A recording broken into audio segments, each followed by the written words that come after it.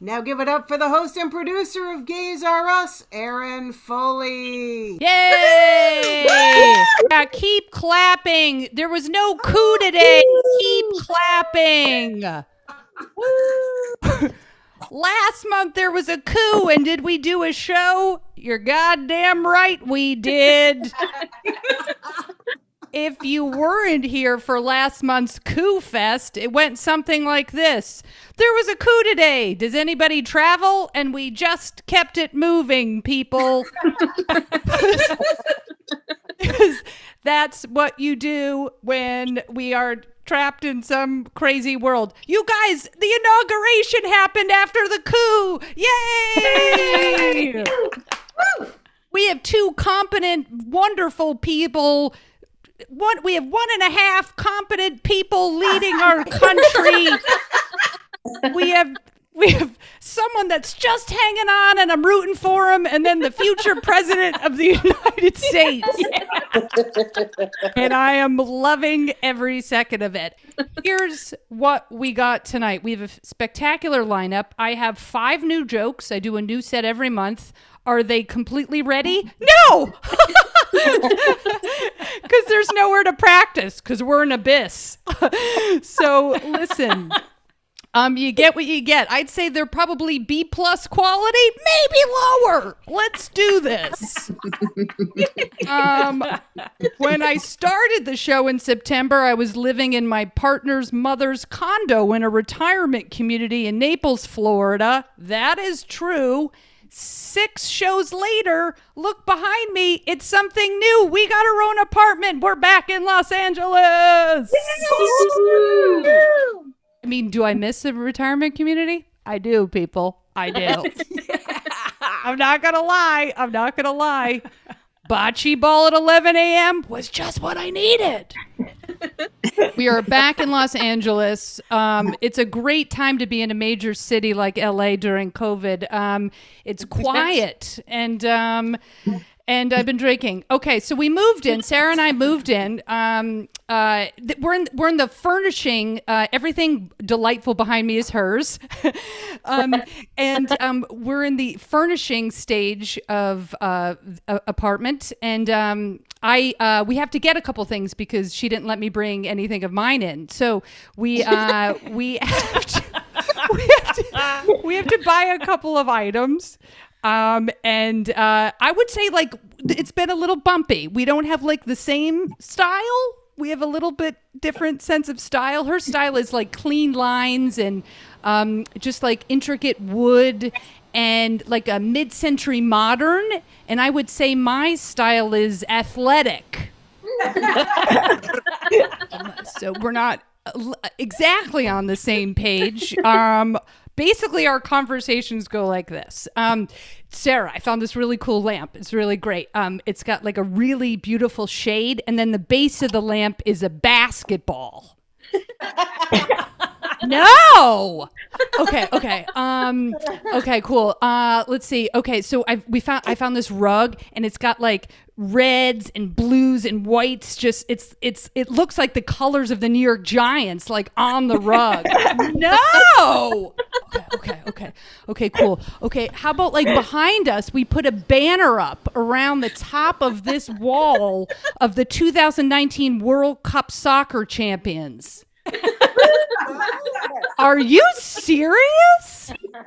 No, I wasn't serious. It's like, wait a minute, Erin, if we didn't live together, would you seriously like tape up posters of Derek Jeter and Serena Williams on your wall? Of course not. I would frame them, I would frame them. Anyway, people, hit me up on the chat if anyone could use a foosball table, a dartboard, and a life-size cardboard cutout of Simone Biles. Just hit me up in the chat because those items did not make the cut. They did not make the cut. Okay. Also, let's see. The chat actually, just because I'm an OCD, not OCD, ADD. I am definitely not OCD. Okay. Here we go. Let me put this on gallery. Yeah. If we can just use the chat or just close the chat for banter in between, we could do it because then I see the chat and then it's usually I can't just. I'm a child. Okay. Here we go. Here's what I need. This isn't a joke. It's just I'm just going to start screaming. One thing I don't think I need to know, none of us need to know, is the word variant. Oh my God. Why do we need to know this? I am a non-medical professional. I am a stand-up comic, and yet I know there's 10,000 new fucking variants. Like, we don't need to know this. A CNN headline, scientists up all night worrying about variants. Yeah, they should be. They're scientists. But now that you've told us all the information, I now am up all night worrying about variants. You know what I don't need to worry about?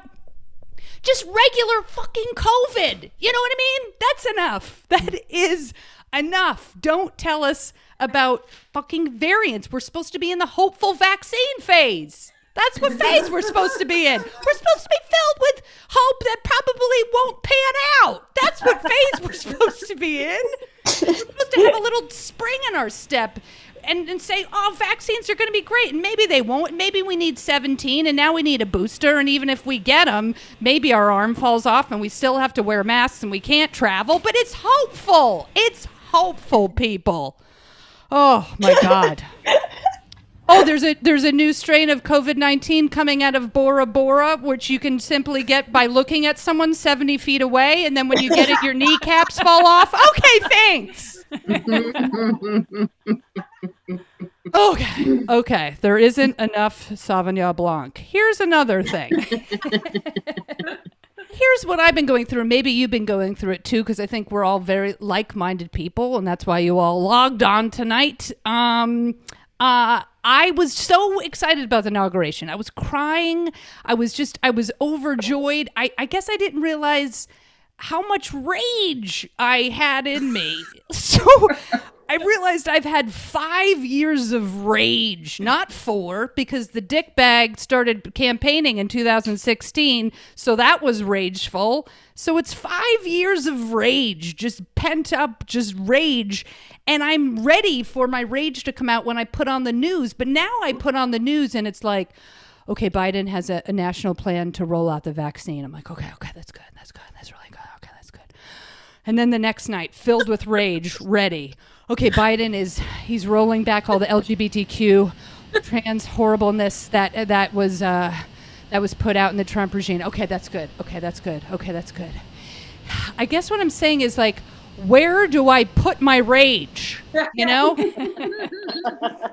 What do I do with this rage? This rage is ready to go, people. You know what I mean? It is like I'm a practiced person with rage, and now I'm like, okay, everything seems to be going fairly well. Like I just had one object to put my anger on. So now I thought, well, the healthiest way is probably to spread out the rage, you know? So I've decided to give 25% of my rage to my neighbors who've decided between 11 p.m. and 3 a.m. to build an ark in their fucking apartment.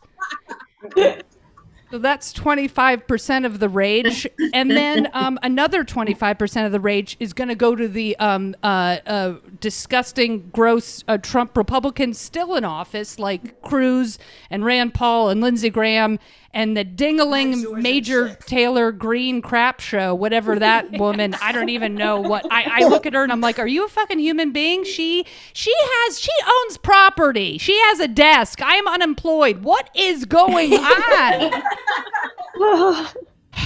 And then the 50% left, I am going to use my rage to complain about lesbian movies. Now, hear me out, lesbians.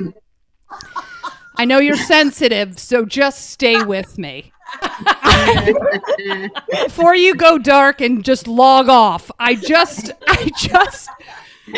All I'm saying is, why are all our movies are so fucking depressing? They're all gray, and there's so much fog, and they're depressing. I just, like, life is already hard. Let's break a couple of these movies down. The new one, Ammonite, came out a couple months ago. I was excited. It's Kate Winslet and Saoirse Ronan. I was excited. If you haven't seen it, let me walk you through the description of the movie. It takes place in the 1840s in England. Strike one! No. The protagonist, Mary Anning, an acclaimed but overlooked fossil hunter. Strike two! Fossil hunter. This is what we're left with? Has anybody ever heard of a fossil hunter? Everyone should be laughing a lot harder. These are choices. Let's even further break this down. Acclaimed but overlooked. That means depressed. If you are doing well in your field but no one acknowledges it, you're fucking depressed. So we have a depressed fossil hunter and a young woman sent to convalesce by the sea, develop an intense relationship. Strike three. Who wants to watch that, people? Convalescing? That sounds hot. I can't wait for the fossil hunter to bang the weary lady. What in good God, people? Okay, now we have to discuss Portrait of a Woman on Fire. A Lady on Fire, I can't remember. I'm blacking out. Amy Turner, Before Your Head Falls Off. I know you're out there. It was a beautiful film. It was a beautiful film. I loved it, frame to frame. Yet it was still a depressing period piece, and they don't wind up together. This is all I'm saying. Did I mention that one of the characters is fresh out of a convent because her sister committed suicide, and she had to go back in the marriage game to a man? Come on, people. Can we just lighten this up? Can we have a lesbian film that has lesbians in it that are out and they're happy and they're wearing colors? Maybe no corsets. How about a fun yellow blouse? How about some orange pants? Lighten this shit up, people. I can't take it anymore. There are fun lesbians out there. I drink gin and LaCroix. Let's do this. I'm a fun person. Give us a remake when Suzanne met Sally. I'll fucking watch that. How about a lesbo falls off a yacht and she just starts sleeping with a lumberjack lady who has 4 boys? I'll watch that remake. I will take bare bones, people. I'll take a lady riding a bicycle and she hits some sort of pothole. She falls over and another lesbian happens to be right there changing the tire on her car because she's handy and there are sparks. I will take that. You're welcome for that lesbian movie review. I'll tell you that much, people. I'm sweating. Okay, I will leave you with this. This is what my wonderful partner, she relaxes when she watches documentaries, and I don't have that much interest in real life. So I like dragons and other stuff. So but we have to compromise. So we watched The Vow, that documentary on HBO. No, if you have seen it, you'll know what I'm talking about. If you haven't, real quick, 1.5 minutes. This joke is The Vow is about seemingly a self-help group that works with improving your self-esteem and confidence and joy. I'm in. Who doesn't want more self-confidence, self-esteem, and joy? Totally. I get it. Then all of a sudden it takes a sharp right and it turns into a sex cult. What? Yes. Yes. It turns absolutely horrible, right? The women start, all of a sudden, they start branding themselves and sleeping with the cult leader, who's this gross dude. He's like 5'2", really hairy, and he has a strange fascination with volleyball. It's so weird. So gross. And he just says dumb shit about like the differences between men and women, and you're like, no fucking shit. And then he says, like, he just tells whatever they say, he just mirrors it back to them. Like a woman's like, you know, I feel alone in the world. And he's like, you feel alone in the world? And then they fuck him. It's crazy. It's so bananas. And then, you know, I think, could I be susceptible? Could I be susceptible? Maybe in a pandemic. I mean, there's only so many hours I can be unemployed during the day. You know what I mean? But I could be persuaded if and only if the cult leader was Jennifer Lopez. If the cult leader was J-Lo, I don't know, people. I don't know. If I signed up for a self-esteem class, J-Lo comes out in that green dress from the Waiting for Tonight video. You know what I'm saying? Like, brand me. I've got time on my hands. When can I fuck Jennifer Lopez because she is not a fossil hunter? Call back, people! You are welcome for a brand new rough 11 minutes, people. Woo! Coming at you. Everybody clap. We did not have a coup today, and those were new thoughts.